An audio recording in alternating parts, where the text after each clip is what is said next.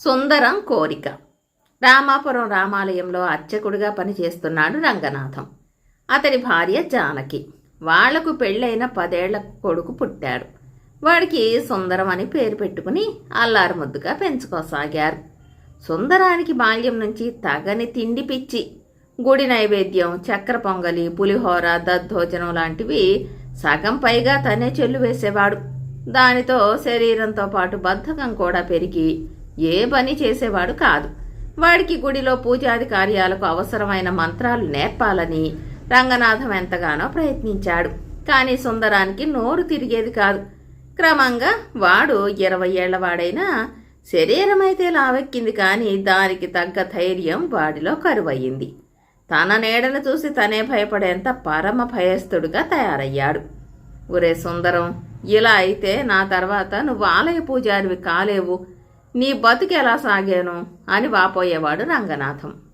అలాంటి సమయాల్లో సుందరం, నాన్న, మన ఊళ్ళో మిఠాయి దుకాణం లేదు, మన ఇంటి వీధి అరుగు మీద అద్దాల మిఠాయి కొట్టు పెట్టించు, అందులో హాయిగా కాలు మీద కాలు వేసుకుని వ్యాపారం నడుపుతూ 100 సంపాదించగలను అనేవాడు. ఒకసారి వాడిలా అన్నప్పుడు రంగనాథం చిరాకు పడుతూ, ఒరే, నువ్వనే ఆ దిక్కుమాలిన మిఠాయి దుకాణానికి పెట్టుబడి కావాలి. నీ చిన్న మేనత్త పెళ్లి బాధ్యత నా నెత్తిన ఉంది. నా మాట విని ఎప్పటికైనా మనసు పెట్టి 4 మంత్రాలు నేర్చుకో. ఆ కోదండరాముడే నీకింత కూడు పెడతాడు అన్నాడు. ఆ మంత్రాలు వల్లివేయడం ఈ జన్మలో నాకు సాధ్యం కాదు. నేను పుట్టు భయస్తుణ్ణి. నువ్వు నేర్ప చూసిన హనుమాన్ చాలీసా కంఠస్థం చేయడానికే నాకు 10 ఏళ్లు పట్టింది అన్నాడు సుందరం. ఇలాంటి పరిస్థితుల్లో రంగనాథం చెల్లెలి పెళ్లి కుదిరింది. రంగనాథం పట్నం వెళ్ళి చెల్లెలి పెళ్లి కోసం 10 చీరలు కొన్నాడు. అతడు చీరల మూటతో దుకాణం నుంచి బయటకు రాగానే దారిన పోతున్న బంధువు ఒక ఆయన రంగనాథానికి తమ దూరపు చుట్టం చావు కబురు ఒకటి చెప్పాడు. వెంటనే రంగనాథం చీరల మూటను దుకాణం యజమానికిచ్చి, ఇప్పుడే బంధువు ఒక ఆయన కాలం చేసిన కబురు విన్నాను, ఆయన కుటుంబాన్ని పరామర్శించి రావాలి, చీరల మూట తర్వాత తీసుకెళ్తాను అని చెప్పి దాపలోనున్న బంధువుల గ్రామానికి బయలుదేరాడు. అక్కడ శవయాత్రలో పాల్గొని చీకటి పడుతూ ఉండగా ఇంటికి తిరిగి వచ్చిన రంగనాథానికి జ్వరం ముంచుకు వచ్చింది. అది మర్నాటికి కూడా తగ్గకపోయేసరికి ఆయన సుందరాన్ని పిలిచి సంగతి చెప్పి, ఆ బట్టల మూట తీసుకుని చీకటి పడకుండా ఇల్లు చేరు, దారిలో దొంగల భయం, జాగ్రత్త అని హెచ్చరించి బాడుగు బండి ఖర్చుకు వాడికి 25 రూపాయలు ఇచ్చాడు. సుందరం సాయంకాలానికల్లా పట్నం చేరి బట్టల దుకాణం దగ్గరికి వెళ్ళాడు. దుకాణం యజమాని వాడిని చూస్తూనే చిన్నగా నవ్వి, మీ నాన్న కొన్న చీరల మూట కోసం వచ్చావా అంటూ మూటను సుందరానికిస్తూ, అన్నీ ఖరీదైన చీరలు, జాగ్రత్తగా తీసుకుపో అంటూ హెచ్చరించాడు. సుందరం మూట తల మీద పెట్టుకుని బయలుదేరాడు. వాడికి వీధిలో ఒక పెద్ద మిఠాయి దుకాణం కనిపించడంతో వాడు బాడుగు బండి వాడికి 20 25 డబ్బు ఇవ్వటం పరమదండగా. ఆ డబ్బుతో రకరకాల మిఠాయిలు కొనుక్కుని తింటూ హాయిగా ఇల్లు చేరొచ్చు అనుకున్నాడు. అనుకున్నట్టే వాడు మిఠాయిలు కొని తింటూ నడక సాగించాడు. కను చీకటి వేళ వాడు అడవి దారి చేరేసరికి గుబురు చింత చెట్ల కింద కూర్చుని కబుర్లాడుకుంటున్న 5 ఆడదయ్యాలు చప్పున మానవ రూపాలు ధరించి చప్పట్లు వేసి సుందరాన్ని పిలిచాయి. సుందరం భయపడిపోతూ అడికేసి చూసి, దొంగలు అనుకున్నాను, కాదు, దొంగలంటే మగవాళ్లే కదా, వీళ్ళు ఆడవాళ్ళు అనుకునేంతలో దయ్యాలు అతన్ని సమీపించి, మేము బంధువులింటికి పెళ్లికి పోతూ దారి తప్పాం, ఆ తల మీద మూట ఏమిటి అని అడిగాయి. ఇవి మా చిన్న మేనత్త పెళ్లి చీరలు అన్నాడు సుందరం ధీమాగా. అలాగా, చీరలు ఎంత అందంగా ఉన్నాయో ఒకసారి చూడని అంటూ దయ్యాలు మూట పట్టుకుని కిందికి దించాయి. సుందరం చప్పున వంగి అందుబాటులో ఉన్న ఒక ఎండు కట్టెను తీసుకుని, చూస్తుంటే మీరు ఆడదారి దొంగల్లో ఉన్నారు, జాగ్రత్త అంటూ కట్టెను పైకెత్తాడు. అంతలో ఒక దయ్యం వాడికి చిన్న సంచినిస్తూ, ఇందులో 116 బంగారు కాసులున్నాయి, పెళ్లి చదివింపుకని తీసుకుపోతున్నాం, ఎలాగో ముహూర్తానికి అక్కడికి చేరలేం గనక వాటి నువ్వే ఉంచుకో, చీరలు ఎంచక్కా ఉన్నాయి, ఒకసారి చూడని అన్నది. బంగారు కాసులు అనగానే సుందరం కళ్ళు మెరిచాయి. వాడు చప్పున నేల మీద కూర్చుని వాటిని లెక్క పెట్టసాగాడు. 2-3 నిమిషాలు జరిగేసరికి వాడికి దయ్యాల వింత నవ్వులు వినిపించాయి. వాడు తల ఎత్తి చూశాడు. దయ్యాలు మూట విప్పి చీరలను అటూ ఇటూ తిప్పి చూస్తూ సింగారించుకోబోతున్నాయి. సుందరానికి అప్పుడు ఒక అనుమానం వచ్చి ఎక్కడ లేని భయం కలిగింది. ఒకవేళ ఇవి దయ్యాలేమో అనుకుంటూ వాడు పెద్దగా గొంతెత్తి హనుమాన చాలీసా చదవటం ప్రారంభించాడు.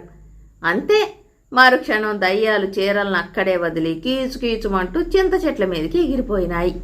సుందరం నిబ్బరంగా హనుమాన్ చాలీసా చదువుకుంటూనే చీరలన్నీ తిరిగి మూటగట్టి దయ్యాలిచ్చిన బంగారు కాసులతో తెల్లవారుతూ ఉండగా ఇంటికి తిరిగి వచ్చాడు. ఈ విధంగా పిశాచాల పుణ్యాన సుందరం అత్త పెళ్లి అనుకున్న దానికన్నా ఘనంగా జరిగిపోయింది. అంతేకాదు, రంగనాథం ఇంటి అరుగు మీద సుందరం కోసం అద్దాలతో అందమైన మిఠాయి దుకాణం కూడా వెలిసి వాడి కోరిక తీరింది. కథ సమాప్తం. సీతారామయ్య గారి పనివాడు. బలిపురంలో ఉండే శేఖరుడనేవాడికి పసిప్రాయంలోనే తల్లిదండ్రులిద్దరూ పడవ ప్రమాదంలో మరణిస్తే మేనమామ జోగులు తన ఇంటికి తీసుకువెళ్ళాడు. ఆయన భార్య వెంకమ్మకు శేఖరుణ్ణి పెంచి పెద్ద చేయటం ఇష్టం లేదు. అందుకని ఇంటి పనంతా వాడి చేత చేయించటమే కాక రోజు ఏదో ఒక వంక పెట్టి వాడిని తిట్టేది, కొట్టేది. శేఖరుడు కిక్కురు మనకుండా ఆమె ఆగడాలను సహించేవాడు. అది గమనించిన జోగులు ఆమెని విషయంలో మందలిస్తే, నీకు నా మీద లేనిపోని అనుమానం గాని నేను నీ మేనల్లుణ్ణి కన్నబిడ్డ కంటే ఎక్కువగా చూసుకుంటున్నాను, కావాలంటే శేఖరుణ్ణి అడిగి చూడు అన్నది వెంకమ్మ వెంటనే. జోగులు, శేఖరుడు మెతక మనిషి, వాణ్ణి ఇప్పుడు పిలిచి అడిగితే రాచి రంపాన పెడుతున్న నీ గురించి కూడా పొల్లు మాట అనడు. ఆ మంచితనానికైనా కరిగి నువ్వు నీ ప్రవర్తన మార్చుకోవాలి అన్నాడు. వెంకమ్మకు కోపం వచ్చి, నీ మేనల్లుడు నిజంగానే మెతక మనిషి అయితే శివపురంలోని సీతారామయ్య ఇంటికి పంపు, అక్కడెన్నాళ్ళు పని చేస్తాడో చూస్తాను అన్నది. నేను బ్రతికుండగా నా మేనల్లుణ్ణి పరాయి ఎంట పనికి పంపమంటావా? నీది నాలుక తాటి పట్ట అంటూ అరిచాడు జోగులు. ఈ గొడవంతా చూసే శేఖరుడు, మావయ్య, అత్తయ్య నన్ను రాచి రంపాన పెడుతోందని నేను అనలేదు, అందుకని దాన్ని గురించి ఇక మాట్లాడొద్దు. అయితే నువ్వు చెప్పేవన్నీ అబద్ధాలు కావని అత్తయ్యకి రుజువు చేయాలి కదా. నేను మెతక మనిషినని రుజువు చేసుకునేందుకు కొన్నాళ్లు శివపురంలో సీతారామయ్య గారి దగ్గర పనిచేస్తాను అన్నాడు. శేఖరుడి పరిస్థితి తన ఇంట్లో కంటే సీతారామయ్య ఇంట్లోనే మెరుగ్గా ఉండొచ్చునని భావించి జోగులు కూడా అందుకు అంగీకరించాడు. అలా శేఖరుడు సీతారామయ్య దగ్గర పనివాడుగా చేరాడు. ఇక సీతారామయ్య విషయానికి వస్తే శివపురంలో ఆయన పేరు మోసిన వ్యాపారే కాక గొప్ప వ్యవహారజ్ఞుడని కూడా పేరు. భార్య అరుంధతి అనుకూలవతి కావడం, కొడుకులు కూతుళ్ళు కలిసికట్టుగా ఒకే ఇంట్లో ఏక కుటుంబంగా ఉండటం ఆయన వ్యవహార దక్షతకు నిదర్శనంగా చెప్పుకుంటారు. ఇంటా బయట కూడా ఎవరికే సమస్య వచ్చినా అంతా తననే సంప్రదిస్తారని ఆయనకి ఎంతో గర్వంగా ఉండేది.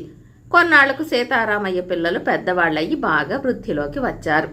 వయసు మీద పడుతున్న సీతారామయ్యకు విశ్రాంతి అవసరమని వాళ్ళు క్రమంగా వ్యవహారాలన్నీ తామే చూసుకుంటూ సమస్యలను తండ్రి దాకా రానిచ్చేవారు కాదు.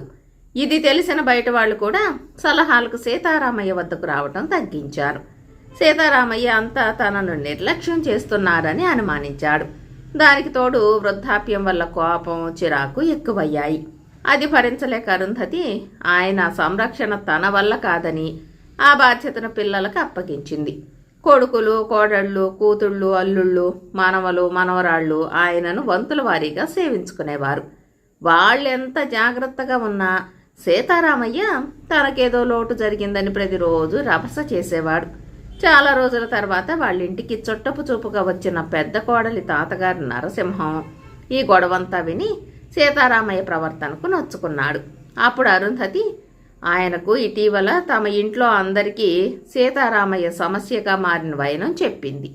అది విన్న నరసింహం నవ్వి, కొన్నేళ్ల క్రితం నాకు మీ ఆయనకొచ్చిన సమస్య వచ్చింది. అప్పుడు మీ ఆయన నా అవసరాలన్నీ చూసేందుకు ప్రత్యేకంగా వేరే బయటి మనిషిని పెట్టుకోమన్నాడు. ఆ తర్వాత మా ఇంట్లో ఏ గొడవలు లేవు కాబట్టి మీరు అదే పని చేయండి అని సలహా ఇచ్చాడు. ఆ సలహాను అరుంధతి వెంటనే అమలు చేసింది. అయితే సీతారామయ్యకు ఈ ఏర్పాటు నచ్చలేదు.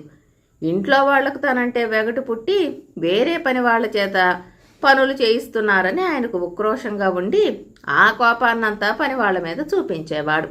అందువల్ల ఏ పనివాడు ఆయన దగ్గర ఎక్కువ రోజులు పని చేసేవాడు కాదు. ఆయనకు పనివాడు దొరకటం కష్టమయ్యింది. ఈ గడ్డు పరిస్థితుల్లో శేఖరుడు సీతారామయ్య దగ్గర పనికి కుదరటం ఇంట్లో అందరికీ సంతృప్తి కలిగించింది.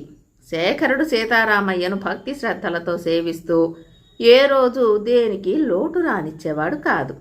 వాడేం చేసినా ఆయన ఏదో ఒక లోపాన్ని ఎత్తి చూపేవాడు, ఏదో వంక పెట్టి వాడిని తిట్టేవాడు.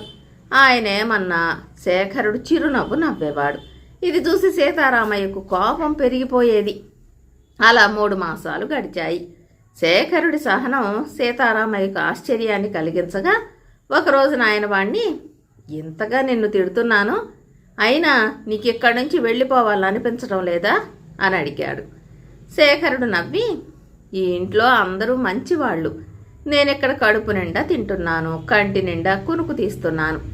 ఆ పైన మీ వంటి పెద్దలు తిడితే అందులో బాధపడవలసిందేముంది?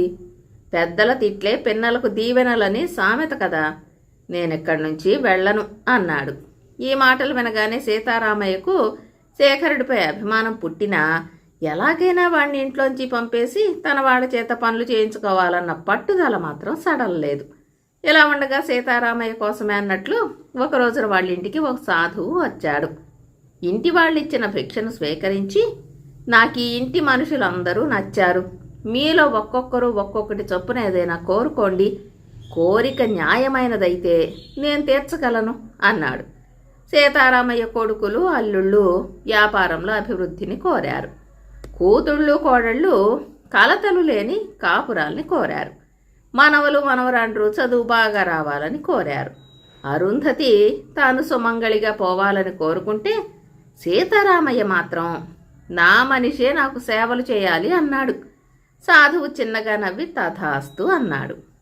అప్పుడు సీతారామయ్య శేఖరుణ్ణి పిలిచి, వీడు కొద్ది మాసాలుగా నాకు ఎనలేని సేవలు చేస్తున్నాడు, వీణ్ణి కూడా మా ఇంటి మనిషిగా భావించి అడిగిన వరమివ్వండి అన్నాడు.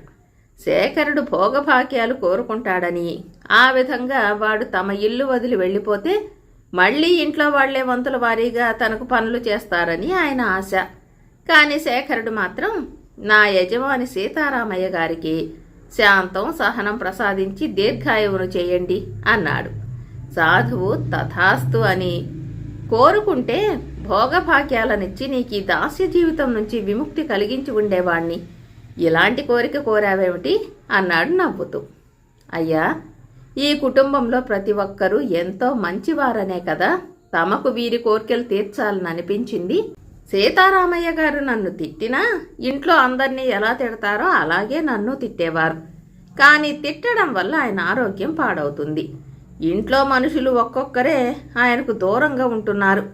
ప్రస్తుతానికి భరించిన ఏదో ఒక రోజున నా సహనానికి పరీక్ష రావచ్చు. నేను ఆయన్ను వదిలిపెడితే మళ్ళీ ఆయనకు సరైన సేవకుడు దొరకటం కష్టం. నేను కానీ మరెవ్వరు కానీ కలకాలం ఆయన్ను సేవించుకోగలగాలనే నేను ఆయనకు శాంతం సహనం ప్రసాదించమని కోరుకున్నాను అన్నాడు శేఖరుడు. ఈ మాటలకు సీతారామయ్య చెల్లించిపోయి, నా గురించి ఇంతగా ఆలోచించి నీవు పరాయి మనిషి ఎలాగవుతావు? ఈ రోజు నుంచి నువ్వు మాలో ఒకడివి. నువ్వు నన్ను సేవిస్తే నా మనిషి నన్ను సేవించినట్లే అన్నాడు. వెంటనే అందరూ సీతారామయ్య అభిప్రాయంతో ఏకీభవించారు. ఈ విధంగా మేనమామకిచ్చిన మాట ప్రకారం శేఖరుడు తాను మెతక మనిషినని రుజువు చేసుకున్నాడు. అయితే తిరిగి మేనమామ ఇంటికి మాత్రం వెళ్ళలేదు. ఆ తర్వాత నుంచి శేఖరుడు పనివాడిలాగా కాక ఆ ఇంటి మనిషిగా వాళ్లతో కలిసిపోయి సేవాధర్మానికి కొత్త ఆదర్శాన్ని నెలకొల్పాడు. కథ సమాప్తం. బేతాళ కథ. ఇద్దరు సౌందర్యవతులు. పట్టువదలని విక్రమార్కుడు చెట్టు వద్దకు తిరిగి వెళ్లి చెట్టుపై నుంచి శవాన్ని దించి భుసాన వేసుకుని ఎప్పటిలాగే మౌనంగా శ్మశానం కేసి నడవసాగాడు. అప్పుడు శవంలోని బేతాళుడు, రాజా, ఇంత అర్ధరాత్రి వేళ విషసర్పాలు, భూతప్రేతాలు, నక్కల ఓళలతో అతి భయంకరంగా ఉన్న ఈ శ్మశానంలో ఒక దేశపాలకుడివైన నువ్వు ఏ బృహత్ కార్యాన్ని సాధించదలచి ఇంతగా శ్రమిస్తున్నావో అనూహ్యంగా ఉంది. ఒకవేళ కార్యసాధనలో విజయం సిద్ధించాక చంద్రగిరి యువరాజు జయంతుడిలాగా చిత్త చాంచల్యంతో చేజిక్కిన ఫలితాన్ని జారవిడుచుకోగలవేమో అన్న శంక కలుగుతున్నది. ఈ విషయమై నువ్వు తగు హెచ్చరికగా ఉండేందుకు ఆ యువరాజు కథ చెబుతాను, శ్రమ తెలియకుండా విను అంటూ ఈ విధంగా చెప్పసాగాడు. చంద్రగిరి యువరాజు జయంతుడు వివాహ వయస్కుడయ్యాడు. తన కాబోయే భార్యను తానే ఎంపిక చేసుకోవాలన్నది అతని గాఢమైన కోరిక. ఈ కారణం వల్ల తల్లిదండ్రులు ఎన్ని సంబంధాల గురించి చెప్పినా తిరస్కరించేవాడు. ఒకరోజున జయంతుడు సాయంకాల వ్యాహ్యాళి నుంచి తిరిగి రాగానే మహారాణి అతనికి ఒక చిత్రపటాన్ని చూపుతూ, ఈమె వెన్నకోట రాకుమారి, రాజుకు ఒక్కగానొక్క కూతురు, మా వదిన గారి పుట్టింటి వైపు బంధువులు. నాకు మీ నాన్నగారికి ఈ సంబంధం ఎంతగానో నచ్చింది అన్నది. జయంతుడు ఆ చిత్రపటం కేసి సరిగా చూడనైనా చూడకుండా, ఈ అమ్మాయి నాకేమాత్రం నచ్చలేదు అని అక్కడి నుంచి వెళ్ళిపోయాడు. ఆ రాత్రి జయంతుడికి చాలాసేపటి వరకు నిద్ర పట్టలేదు. తాను ఈ రాజభవనంలోనే ఉండిపోతే తనకు నచ్చిన అమ్మాయిని ఎంపిక చేసుకోవటం అసంభవం. తనకు నచ్చే అమ్మాయి కోసం రాజ్యం నలుదిక్కులా వెతకడం మేలు. ఆలస్యం చేయకూడదనుకుంటూ అతను రాత్రికి రాత్రే గుర్రం మీద బయలుదేరాడు. సూర్యోదయం కావస్తూ ఉండగా జయంతుడు దట్టమైన ఒక అడవిలోని కొండ ప్రాంతాన్ని చేరాడు. అక్కడ కొండ మీది నుంచి ఒక మనోహరమైన జలపాతం పెద్ద ధ్వనితో దిగువనున్న చలవరాళ్ల మీద పడుతున్నది. ఆ జలపాతానికి కొద్ది దూరంలో ఒక అందమైన కుటీరం అతని కళ్ళబడింది. గుర్రాన్ని దిగి జయంతుడు ఆ కుటీరం కేసి నడిచాడు. ఆ కుటీరం ముందున్న రకరకాల పూల మొక్కల మధ్య ఇద్దరు సౌందర్యవతులు తిరుగుతూ పూలు కోస్తున్నారు. అటువంటి సౌందర్యవతులను జయంతుడు ఈనాటి వరకు చూడకపోవటమే కాక అలాంటి వారు ఉండగలరని ఊహించనైనా లేదు. జయంతుడు వారిని సమీపిస్తూ, మీరు అపురూపమైన సౌందర్యవతులు, అలాంటి మీరు ఈ అడవికి అంకితమైపోవటం చాలా ఆశ్చర్యం కలిగిస్తున్నది అన్నాడు. జయంతుడిని చూసి ముందు కొద్దిగా కంగారు పడిన ఆ యువతులు, సౌందర్యానికి అర్థం ఎవ్వరూ చెప్పలేరు. సౌందర్యం అనేది చూసేవాళ్ల నయనాల్లో ఉంటుంది. మా నాన్నగారు గొప్ప జ్యోతిష్కుడు. అడవి, జలపాతం, చక్కని పూలతోట, అందమైన కుటీరం, ఇలాంటి వాతావరణంలో 1 సంవత్సరం నివసిస్తే మా భవిష్యత్తు అద్భుతంగా ఉంటుందని ఆయన ఇక్కడ నివాసం ఏర్పరిచాడు. నిన్ననే ఒక సామంతరాజు ఆహ్వానించగా పొరుగు ప్రాంతం వెళ్ళాడు అన్నారు. ఇంతకు మీరెవరు అని ఆ సౌందర్యరాశులు ప్రశ్నించకముందే జయంతుడు, నేను తల్లిదండ్రుల ప్రమేయం లేకుండా నాకు నచ్చిన కన్యను వివాహమాడాలన్న ఉద్దేశంతో ప్రాసాదం నుంచి రహస్యంగా బయలుదేరాను. మీ ఇద్దరిలో ఎవరిని వివాహమాడటమైనా నాకిష్టమే. మీ నాన్నగారు తిరిగి రాగానే ఆయనతో మాట్లాడతాను అన్నాడు. అంత సూటిగా జయంతుడన్న మాటలకు తుళ్ళిపడిన యువతులిద్దరూ తమలో తాము ఏదో మాట్లాడుకుని, మేమిద్దరం కవలలం, ఒకే వ్యక్తితో మా వివాహం జరుగుతుందని మా నాన్న ఏనాడో చెప్పాడు అన్నారు. ఎలాంటి సంశయం లేకుండా నేను మీ ఇద్దరిని వివాహమాడతాను. మీరు రూపంలో ఒకే విధంగా ఉన్నా మీ గుణగణాలు భిన్నంగా ఉంటాయని అనుకుంటున్నాను. నేనెవరైంది ఈసరికి మీరు గ్రహించే ఉంటారు. మీ మనస్తత్వాల గురించి కాస్త వివరించండి అన్నాడు జయంతుడు దాపలోనున్న తిన్నె మీద కూర్చుంటూ. ఆ ప్రశ్నకు యువతులిద్దరూ చిరునవ్వు నవ్వి, మా ఇద్దరికీ పంతం, పట్టుదల ఎక్కువ. ఎవరికి వాళ్ళం అధికులు అనుకుంటాం. అంతేకాదు, అనుకున్నది సాధించనిదే నిద్రపోం. అందుకే ఎంతకైనా తెగిస్తాం అన్నారు. ఓహో అలాగా అని జయంతుడు ఒక్క క్షణం ఆగి, నా గురించి మీ అభిప్రాయం ఏమిటో నిర్మోహమాటంగా చెప్పండి అన్నాడు. ఆ యువతులిద్దరూ కూడబలుక్కుని, ఎంతో తెలివి, వివేకం ఉన్నవాడు మాకు భర్తగా లభిస్తాడని నాన్నగారు ఎప్పుడో చెప్పారు. మా పేర్లు మందారం, సంపంగి. ఎవరు మందారమో ఎవరు సంపంగో చెప్పండి అన్నారు. జయంతుడు కొద్దిసేపు ఆలోచించి ఎవరు మందారమో ఎవరు సంపంగో చెప్పాడు. ఇది విన్న యువతులు ఎక్కడా లేని ఆశ్చర్యంతో, అంత రూఢిగా ఎలా చెప్పగలిగారు అని అడిగారు. అందుకు జయంతుడు, మీరిద్దరూ కవలలు, ఒకే రూపురేఖల్లో ఉన్నారు. అయితే ఒకరి శరీర ఛాయ గులాబీ, మరొకరిది పచ్చని పసిమి. బాల్యంలో శరీర ఛాయను బట్టి మిమ్మల్ని సులభంగా గుర్తించటానికి ఒకరికి మందారం అని మరొకరికి సంపంగి అని పేర్లు పెట్టి ఉంటారని ఊహించాను అన్నాడు. మాకు వయసులో కొన్ని ఘడియల తేడా ఉంది. మాలో ఎవరు పెద్ద ఎవరు చిన్న అన్నది చెప్పగలరా అన్నారా అందగత్తెలు. జయంతుడు ఒక క్షణం ఆగి, అందుకు నాకు సాయంత్రం దాకా వ్యవధి కావాలి అన్నాడు. అలాగే అంటూ యువతులిద్దరూ తృప్తిగా తలలూపారు. ఆ సాయంత్రం మందారం, సంపంగి అరటి ఆకుల్లో 2 కూరలు, 2 పచ్చళ్ళు, పాయసంతో జయంతుడికి రుచికరమైన ఆహారం తయారు చేశారు. భోజనం తర్వాత జయంతుడు కాసేపు విశ్రాంతి తీసుకుని యువతులతో, మీలో మందారం పెద్దది, సంపంగి చిన్నది అని చెప్పాడు. ఆహా, నిజం, ఇంతకు ఎలా ఊహించగలిగారు అని అడిగింది మందారం. సాధారణంగా పెద్దవాళ్లే వంట, ఇంటి నిర్వహణ చూస్తారు, చిన్నవాళ్లు పై పనులు చేస్తారు. మందారం వంట చేసింది, సంపంగి ఆకు వేసి భోజనం వడ్డించింది. అది గమనించే మీలో ఎవరు పెద్దో ఎవరు చిన్నో ఊహించాను అన్నాడు జయంతుడు చిన్నగా నవ్వుతూ. మందారం, సంపంగి కొద్ది దూరం వెళ్ళి ఏదో మాట్లాడుకుని తిరిగి వచ్చి జయంతుణ్ణి, నువ్వు సునిశ్చితమైన తెలివితేటలు, తార్కికమైన ఆలోచనా సరళి ఉన్నవాడువని ఒప్పుకుంటున్నాం, అందులో సందేహం లేదు. అయితే మా ఇద్దరినీ పోషించగల ఆర్థిక స్తోమత నీకున్నదా అని అడిగారు. జయంతుడు పెద్దగా నవ్వి తానెవరైంది చెప్పి, ఇంకా ఏవైనా అనుమానాలున్నాయా అని ప్రశ్నించాడు. ఆ ప్రశ్నకు మందారం వెంటనే, జాతకరీత్యా మా ఇద్దరికీ ఒకే వ్యక్తితో వివాహం జరగటంతో పాటు ఒకే రోజు కుమారులు జన్మిస్తారట. అయితే చిన్నదైన సంపంగి కొడుకు కొన్ని ఘడియలు ముందుగా జన్మిస్తాడు. పెద్ద రాణిని కాబోయే నా కుమారుడు కొద్ది ఘడియలు చిన్నవాడు. అటువంటప్పుడు మా ఇద్దరి కుమారుల్లో మీరు ఎవరిని రాజుగా ప్రకటిస్తారు అని అడిగింది. దానికి జయంతుడు, ఈ ప్రశ్నకు సమాధానం చెప్పడానికి కొంత సమయం కావాలి అన్నాడు. అలా అయితే రాత్రంతా ఆలోచించుకోండి, తెల్లవారి మీ అభిప్రాయం చెప్పండి అన్నారు అక్కా చెల్లెళ్ళిద్దరూ. ఆ రాత్రి జయంతుడు నిద్రించేందుకు ఒక గది ఏర్పాటు చేశారు. మర్నాటి ఉదయం మందారం, సంపంగిల తండ్రి తిరిగి వచ్చాడు. మందారం తండ్రికి జరిగినదంతా వివరించి అతడు పక్క గదిలో నిద్రపోతున్నాడని చెప్తూ ఉండగా సంపంగి వెళ్ళి జయంతుడి గదిలోకి తొంగి చూసింది. అక్కడ జయంతుడు కనిపించలేదు. ఆమె తిరిగి వచ్చి వాళ్లతో, గదిలో ఆయన లేడు, ఏమైనా కాబోయే రాజుకు ఒకరోజు మన ఇంటి ఆతిథ్యమిచ్చామనే సంతృప్తి మనకు మిగిలింది అన్నది నవ్వుతూ.